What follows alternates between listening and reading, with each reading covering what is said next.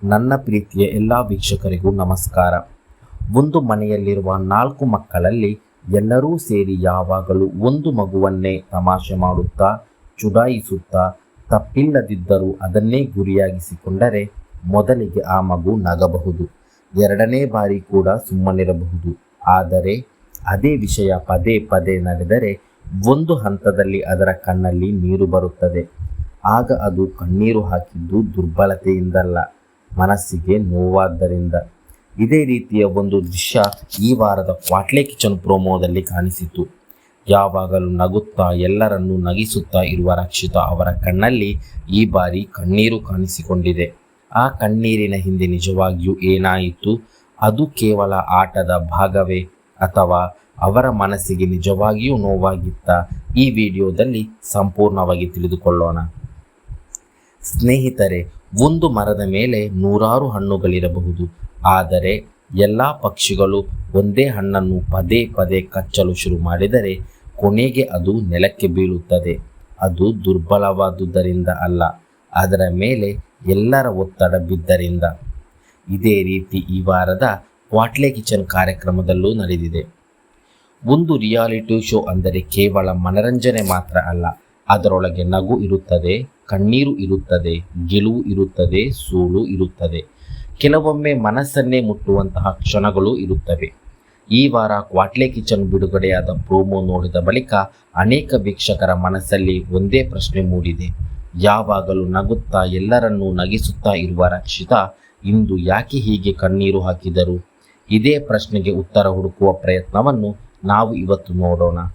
ಸ್ನೇಹಿತರೆ, ಇಲ್ಲಿಯವರೆಗೆ ನಾವು ನೋಡಿರುವ ಬಹುತೇಕ ಕ್ವಾಟ್ಲೆ ಕಿಚನ್ ಪ್ರೋಮೋಗಳಲ್ಲಿ ನಗು, ತಮಾಷೆ, ಕುಚೋದ್ಯ, ಹಾಸ್ಯ, ಕುಣಿತ, ಹಾಡು ಇವೆಲ್ಲವೂ ತುಂಬಿಕೊಂಡಿರುತ್ತದೆ. ಪ್ರತಿ ಪ್ರೋಮೋ ನೋಡಿದಾಗ ಈ ವಾರದ ಎಪಿಸೋಡ್ ಎಷ್ಟು ಮಜಾ ಇರಬಹುದು ಎಂಬ ಕುತೂಹಲ ಮೂಡುತ್ತಿತ್ತು.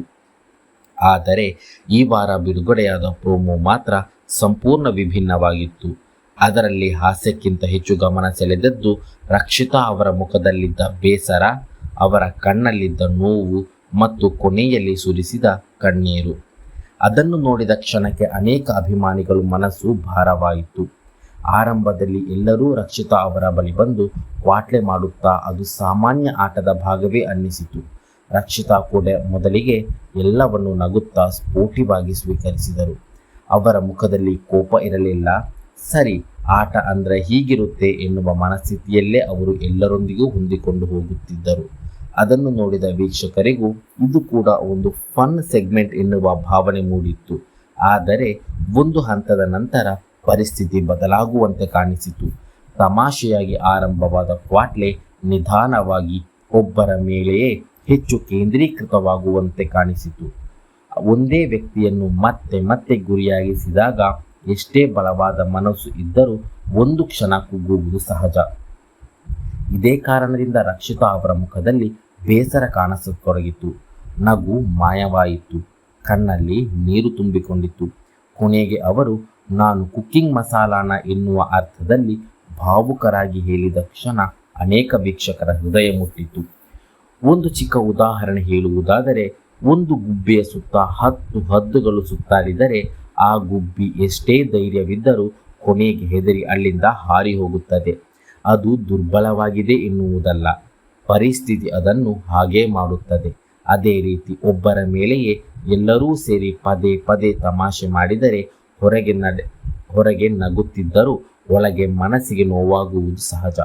ಪ್ರೋಮೋ ನೋಡಿದ ಅನೇಕ ವೀಕ್ಷಕರಿಗೆ ಇದೇ ಭಾವನೆ ಮೂಡಿದೆ. ರಕ್ಷಿತಾ ಅವರ ಬಗ್ಗೆ ಒಂದು ವಿಷಯ ಎಲ್ಲರಿಗೂ ಗೊತ್ತು. ಅವರು ಸಾಮಾನ್ಯವಾಗಿ ತುಂಬ ಪಾಸಿಟಿವ್ ಆಗಿರುವ ವ್ಯಕ್ತಿ. ಎಲ್ಲರ ಜೊತೆ ಬೆರೆಯುತ್ತಾರೆ, ತಾವೇ ಜೋಕ್ ಮಾಡಿ ಇತರರನ್ನು ನಗಿಸುತ್ತಾರೆ, ಕುಣಿಯುತ್ತಾರೆ, ಹಾಡುತ್ತಾರೆ, ಎಲ್ಲರೊಂದಿಗೆ ಜಾಲಿಯಾಗಿ ಇರುತ್ತಾರೆ. ಯಾರಾದರೂ ತಮಾಷೆ ಮಾಡಿದರೂ ಅದನ್ನು ಸ್ಪೋರ್ಟಿವ್ ಆಗಿ ತೆಗೆದುಕೊಳ್ಳುವ ಗುಣ ಅವರದು. ಅದಕ್ಕಾಗಿಯೇ ಇಷ್ಟು ದಿನ ಕ್ವಾಟ್ಲೆ ಕಿಚನ್ನಲ್ಲಿ ನಡೆದ ಅನೇಕ ಕುಚೋದ್ಯಗಳನ್ನು ಅವರು ನಗುತ್ತಲೇ ಎದುರಿಸಿದ್ದರು. ಆದರೆ ಈ ಬಾರಿ ಮಾತ್ರ ಅವರ ಸಹನೆ ಮಿತಿಮೀರಿ ಹೋಯಿತೆ ಎಂಬ ಅನುಮಾನ ಅನೇಕ ವೀಕ್ಷಕರಲ್ಲಿ ಮೂಡಿದೆ.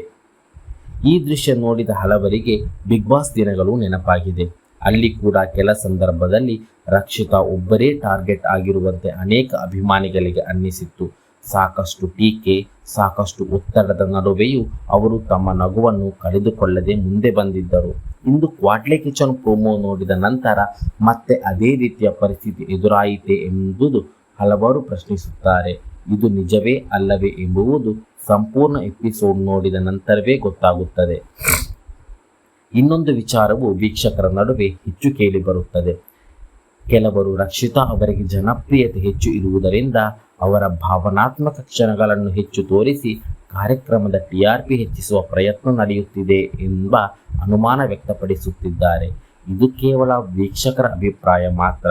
ಇದಕ್ಕೆ ಯಾವುದೇ ಅಧಿಕೃತ ದೃಢೀಕರಣ ಇಲ್ಲ. ಒಬ್ಬ ಕಲಾವಿದನ ನಗು ಎಲ್ಲರಿಗೂ ಕಾಣಿಸುತ್ತದೆ, ಆದರೆ ಆ ನಗುವಿನ ಹಿಂದೆ ಇರುವ ನೋವು ಎಲ್ಲರಿಗೂ ಕಾಣಿಸುವುದಿಲ್ಲ. ಕ್ಯಾಮರಾ ಮುಂದೆ ನಗುವುದು ಸುಲಭ, ಆದರೆ ಮನಸ್ಸಿಗೆ ನೋವಾಗಿದ್ದರೂ ಅದನ್ನು ಮರೆಮಾಚಿ ಕಾರ್ಯಕ್ರಮ ಮುಂದುವರಿಸುವುದು ಅಷ್ಟು ಸುಲಭದ ಮಾತಲ್ಲ. ರಕ್ಷಿತಾ ಅವರ ಕಣ್ಣೀರು ನೋಡಿದ ನಂತರ ಅನೇಕ ಅಭಿಮಾನಿಗಳು ಅವರು ಯಾವಾಗಲೂ ಹೀಗೆ ನಗುತ್ತಲೇ ಇರಬೇಕು, ಯಾರೂ ಅವರ ಮನಸ್ಸಿಗೆ ನೋವು ಕೊಡಬಾರದು ಎಂದು ಕಮೆಂಟ್ ಮಾಡುತ್ತಿದ್ದಾರೆ. ಆದರೆ ಸ್ನೇಹಿತರೆ, ಒಂದು ವಿಷಯವನ್ನು ನಾವು ಮರೆಯಬಾರದು. ಪ್ರೋಮೋ ಎನ್ನುವುದು ಸಂಪೂರ್ಣ ಎಪಿಸೋಡ್ನ ಒಂದು ಚಿಕ್ಕ ಭಾಗ ಮಾತ್ರ. ಕೆಲವೇ ಕ್ಷಣಗಳನ್ನು ತೋರಿಸಿ ಕುತೂಹಲ ಮೂಡಿಸುವ ಉದ್ದೇಶವೂ ಇರಬಹುದು. ಇದೀಗ ನಿಮ್ಮ ಸರದಿ ಸ್ನೇಹಿತರೆ, ಈ ವಾರದ ಕ್ವಾಟ್ಲೆ ಕಿಚನ್ ಪ್ರೋಮೋ ನೋಡಿದ ನಂತರ ನಿಮಗೂ ರಕ್ಷಿತಾ ಅವರ ಕಣ್ಣೀರು ನೋಡಿ ಬೇಸರವಾಯಿತೆ? ನಿಮಗೆ ಇದು ಕೇವಲ ಆಟದ ಭಾಗ ಎಂದು ಅನಿಸುತ್ತದೆಯಾ, ಅಥವಾ ನಿಜವಾಗಿಯೂ ಅವರ ಮನಸ್ಸಿಗೆ ನೋವಾಗಿದೆಯಾ ಎಂದು ಭಾವಿಸಿದ್ದೀರಾ? ನಿಮ್ಮ ಅಭಿಪ್ರಾಯವನ್ನು ಕಮೆಂಟ್ನಲ್ಲಿ ತಪ್ಪದೇ ಹಂಚಿಕೊಳ್ಳಿ. ಇಂತಹ ವಿಶ್ಲೇಷಣೆಗಾಗಿ ನಮ್ಮ ಚಾನಲನ್ನು ಸಬ್ಸ್ಕ್ರೈಬ್ ಮಾಡಿ, ಲೈಕ್ ಮಾಡಿ. ಧನ್ಯವಾದಗಳು.